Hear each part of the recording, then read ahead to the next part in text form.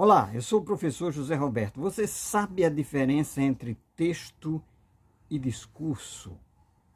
Eu vou apresentar nesse vídeo para você algumas das principais diferenças. Inicialmente, é importante ressaltar que o conceito de discurso é bastante amplo.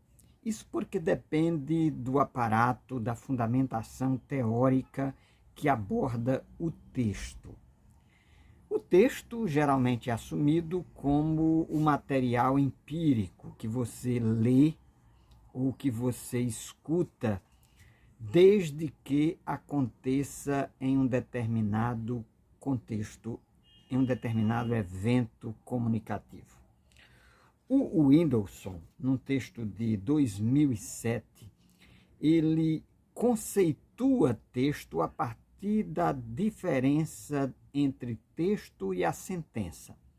Enquanto que a sentença, diz ele, ocorre enquanto construção abstrata, independente do contexto, o texto, sim, o texto é o uso real da língua, identificado como uma parte da língua na medida em que é possível reconhecer o propósito comunicativo. Vejamos 3 exemplos de textos. Silêncio. É proibido fumar.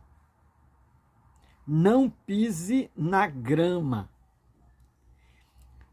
Quando nós ouvimos ou lemos esses textos, nós identificamos contextos nos quais esses textos acontecem, ocorrem, se materializam. Vamos pensar silêncio. Você imagina um hospital, uma biblioteca. É proibido fumar dentro de um ônibus ou num restaurante. Não pise na grama, em uma praça. Então, em cada um desses textos, eles ocorrem em determinados contextos. Então, esse contexto é o que aponta para o discurso. De tal modo que a gente imagina que é possível que você encontre o mesmo texto em diversos lugares. Mas o contexto será sempre diferenciado. Isso porque as pessoas são diferentes, a situação é diferente, o ambiente é diferente e o próprio tempo é diferente, o próprio espaço é diferente. Então, a noção de contexto é muito mais ampla. Além do que, é preciso ressaltar que a concepção de contexto que está atrelada ao discurso, ela depende, conforme eu já ressaltei, da concepção teórica. Eu vou destacar aqui 3 perspectivas, 3 abordagens teóricas que tratam dessa questão do texto e do contexto. A primeira delas é a vertente da pragmática de John Austin e John Searle. Para eles, o contexto está muito mais atrelado às questões institucionais. Se você pensar numa sala de aula, se você pensar num tribunal, se você pensar num hospital, você vai identificar determinados textos que ocorrem nesses contextos, com determinados propósitos e intenções comunicativas, e esses textos, eles têm a dimensão performativa de agir nessas instituições. Um exemplo simples. O professor chega na sala de aula e diz: abra o livro na página 50. Então, aqui está o texto e o contexto, o professor, os alunos, o espaço escolar, o ambiente institucional. Mas há outros teóricos que ampliam essa acepção de contextos. Nós pensarmos, por exemplo, no Mikhail Bakhtin, que pensa no texto enquanto um signo ideológico. E aí a ideologia é uma marca distintiva do contexto e do discurso. Então, os textos circulam em determinadas esferas comunicativas, considerando padrões, gêneros discursivos que circulam, que acontecem em determinadas instâncias sociais. Michel Foucault tem uma acepção de discurso que considera os aspectos arqueológicos do texto, a historicidade do texto, como foi que esse texto chegou até nós e como foi que ele se instituiu enquanto discurso na ordem social. O que é que permite que esse texto seja dito, seja propriamente um enunciado, dependendo dessas condições, né, que permitem o dizer.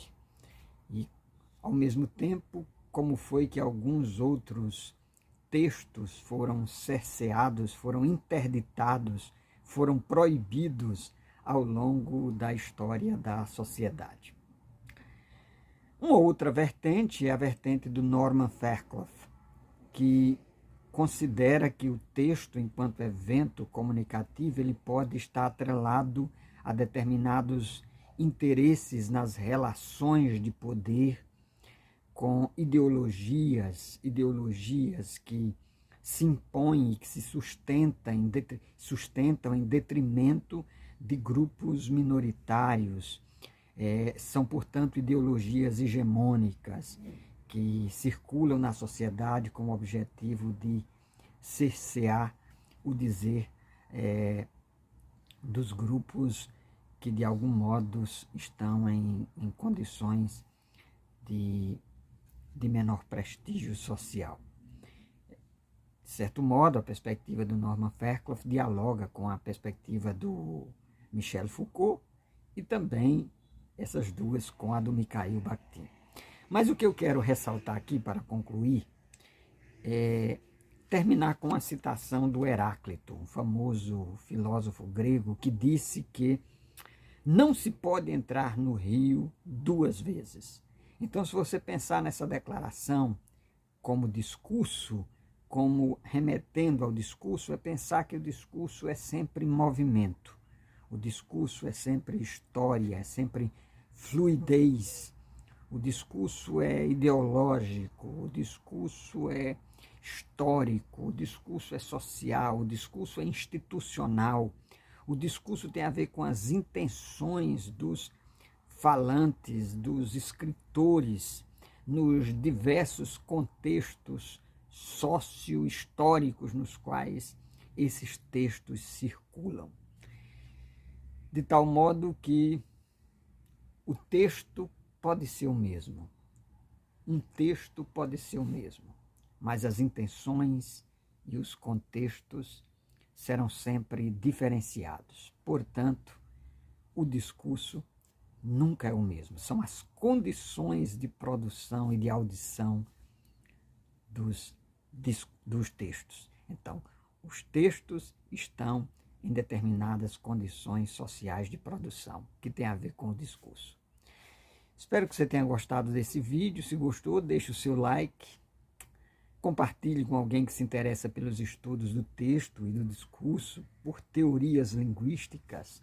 Se inscreva no nosso canal, ative o sininho e não deixe de procurar o nosso material que está disponível nas plataformas, nossos livros sobre linguística, outra introdução, teorias linguísticas e uma série de artigos sobre muitos assuntos. Forte abraço e até o nosso próximo vídeo.